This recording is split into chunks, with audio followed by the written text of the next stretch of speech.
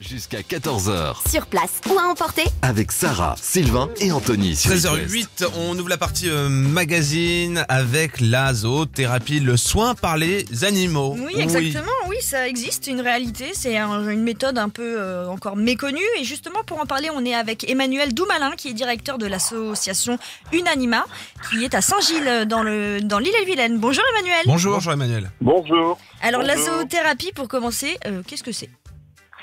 Alors nous, on va plutôt parler de médiation par l'animal. C'est vrai que ça a été, c'est comment faire intervenir en fait un animal dans une interaction entre deux personnes, un participant et une personne qui a un profil de thérapeute, pour créer des éléments de stimulation, de prendre soin auprès de l'animal pour créer des situations d'amélioration de l'autonomie des personnes qui participent. Elle est récente Donc, on va- cette pratique ? Alors, les premières bases ont été établies dans les années 50 aux États-Unis Oui. par un pédopsychiatre, Boris Evenson, en fait, qui s'est rendu compte que pour entrer en relation avec une personne qui avait un autisme et qui était mutique, il a réussi à entrer en relation avec sa chienne, et il a pu créer des interactions justement par rapport à l'animal, parce que du coup la personne communiquait plus facilement au travers d'échanges avec l'animal. J'allais vous poser la question justement, avec quel animal ? Vous avez dit un chien, ça a commencé avec le chien et après, sur quels Ah, animaux c'est tourné ? Alors nous, on pratique, là, en fait, l'animal, c'est celui qui va faire sens pour la personne, mais on pratique avec principalement nous des chiens. On a aussi des petits lapins et des petits cochons d'Inde qui participent parfois à nos séances dans des mises en situation. On fait aussi de l'équithérapie, on travaille avec nos chevaux. Oui, bien sûr. Donc on peut avoir de plusieurs animaux, hein. C'est la compétence du professionnel à travailler avec ces animaux auprès des personnes qui est importante. Ça marche avec les furets ? Alors certains font de la relation et de l'échange avec les furets. Pourquoi pas en fonction des situations qui sont mises en place, mais il faut qu'on ait vraiment des animaux qui cherchent l'interaction avec l'être humain, la relation affective, et les furets sont parfois un petit peu indépendants. Donc ça peut se faire, certains pratiquent avec des furets, mais ça reste un peu aléatoire en fonction de l'envie du moment de l'animal. Bon, je posais la Comme question avec parce que Sarah a des furets, c'est pour ça. Mais oui, c'est pour ça il voulait me taquiner, mais je suis sûre que ça marche, parce que oui, comme vous dites, tant que c'est en interaction avec les animaux. Je voulais vous demander aussi, c'est à quel profil en fait s'adresse la zoothérapie ? Alors nous, on va travailler auprès des personnes qui ont des profils très différents, ou ceux qui en ressentent le besoin, tout simplement parce que du coup, on va partir des besoins de la personne, des objectifs pour elle, de ses demandes, et puis aussi de son niveau d'autonomie. Donc, comme on individualise et on personnalise les interactions, on va travailler avec des publics différents. Donc nous, au sein d'Humanima, on travaille en milieu carcéral, on travaille avec des personnes traumatisées crâniennes, des personnes âgées au sein des EHPAD, à domicile pour des personnes isolées, des enfants au sein d'IME, des enfants ou des personnes accompagnées dans le cadre des ITEP, pour des personnes qui ont des troubles du comportement, des enfants avec autisme. Ah oui, ça s'ouvre. Il y a vraiment des profils très ça. différents. En fait, ce qui est important, c'est la compétence du professionnel à prendre en charge ces publics-là et à Ouais. connaître les difficultés. C'est ça qui est essentiel. Et comment ça se déroule une séance type, c'est un peu compliqué, mais une séance que vous pouvez nous raconter, comment ça se Alors passe ?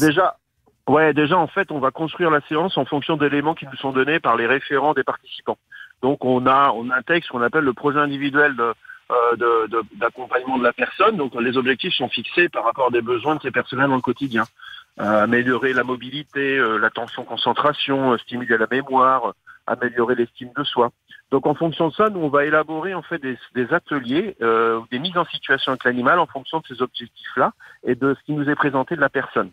Ensuite, dans la séance, vous allez pouvoir avoir des situations qui sont basées principalement sur du prendre soin auprès de l'animal, mais qui va nous permettre de créer des situations où la personne va agir aussi sur ses propres compétences pour agir auprès de l'animal.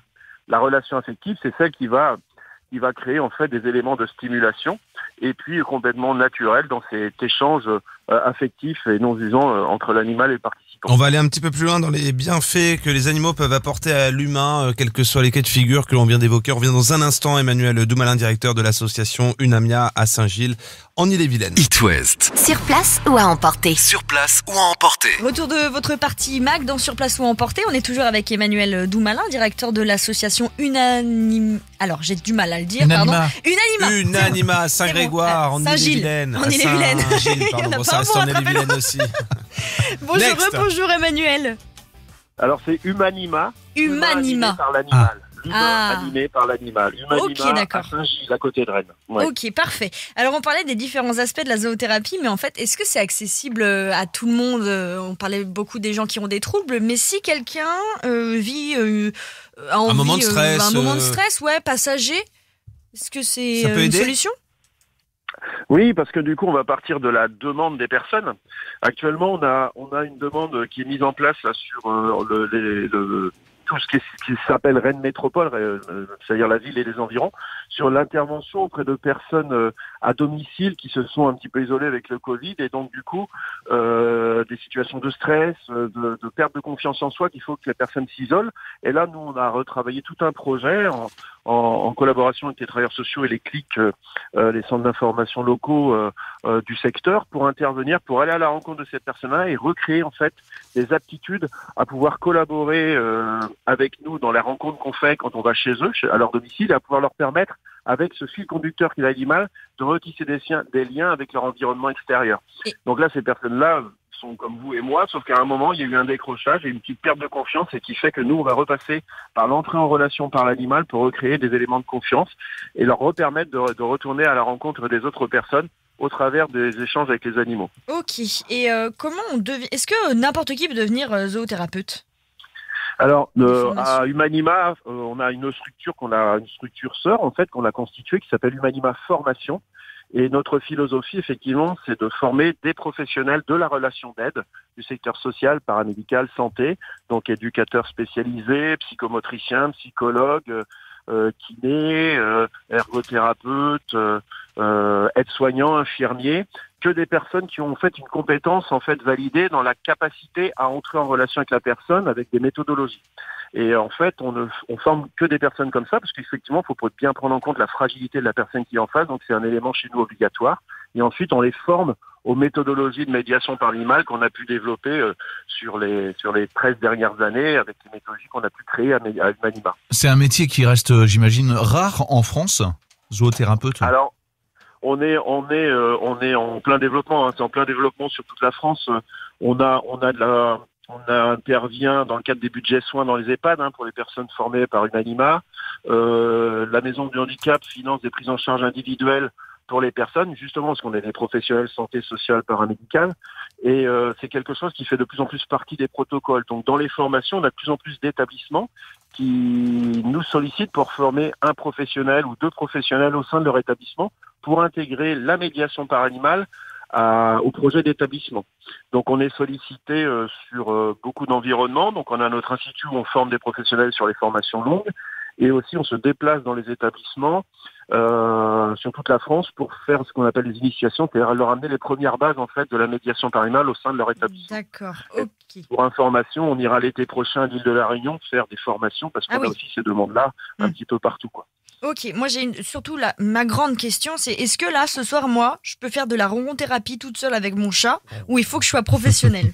La ronron-thérapie. Alors, la ronron-thérapie, on n'est pas dans le protocole avec quelque chose qui est établi, avec quelque chose qui est construit. On va être dans la relation spontanée avec le chat, et donc dans la relation naturelle homme-animal. Et du coup, les bienfaits de la relation homme-animal sont avérés, c'est-à-dire la base de nos méthodologies, même si après on a construit des protocoles thérapeutiques.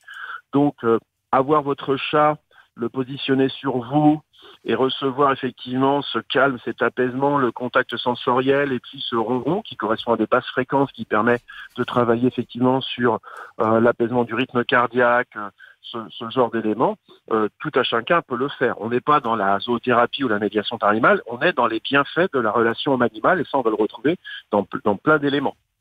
Très bien, merci de nous avoir expliqué la ronron-thérapie. Tu peux y aller dans un bar Allez, à c'est chat, parti. il n'y a pas de souci. Merci Emmanuel Doumalin de nous avoir présenté donc ces différentes façons de se faire du bien avec la zoothérapie. Je rappelle, vous êtes directeur de l'association Humanima qui est basée à Saint-Gilles en Ille-et-Vilaine. Midi 14h sur It West. Sur place ou à emporter. Sur place ou à emporter.